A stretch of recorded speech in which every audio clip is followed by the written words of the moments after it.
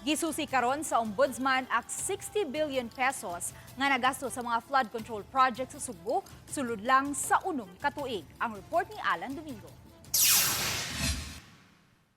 Unang higayon nga pagbisita ni Ombudsman Crispin Remulla sa Subo isip Ombudsman o gihangong pusab siya sa mga kawani sa Anti-Graft Office. Gihimugatan niya ang transparency ug accountability sa tanang mga public servants. Giingusgan niya ang pagpaagi sa tanang transaksyon sa digital online platform aron masayran ang tanan. Magdugang usab sila og 20 ka mga abogado sa Visayas Ombudsman nga mututok sa imbestigasyon sa mga anomalusong programa sa kagamhanan. The grand design of corruption in DPWH became very apparent.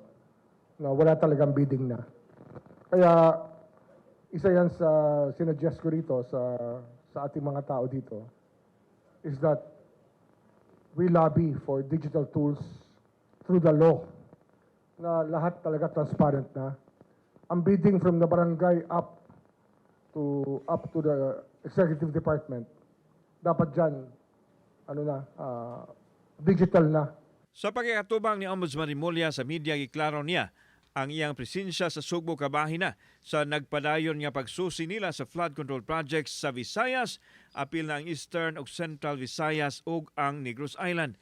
Special mention ni Remulla ang flood control sa Sugbo, ilabi na sa 7th District sa Lalawigan. For the past 6 years, 60 billion has been poured into Cebu.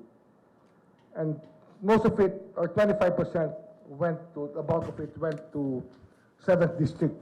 No? That should be a lot of money to control the flooding. But apparently, the past month, flooding happened again here in Cebu. So we have to look at what's happening. Is it the design? Is it the execution? Or is it just corruption? Apilo nila sa pagsusi ang giingong ghost project sa Singsing lungsod sa Balamban. Ang nasong proyekto ana sa Department of Justice. Just look at the coordinates because it's so easy. It was so easy before to transfer stations and to double count. One project will be 2 items, so they double count it. So we will look at that. Giklaro ni Remulla ang tanang proyekto sa gamhanan nga dipiktuso ilang susihon, ilabi na ang hinungdan sa nasinating halapad nga pagbaha. But of course, we're looking at the whole Visayas. No?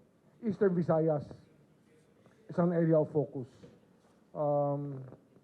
Bohol, we're looking at some areas of Bohol. Tacloban, we're looking at Tacloban, specifically because the speaker came from Tacloban and was able to pour in a lot of money to Tacloban. And we know that Negros Oriental already has own flood control projects.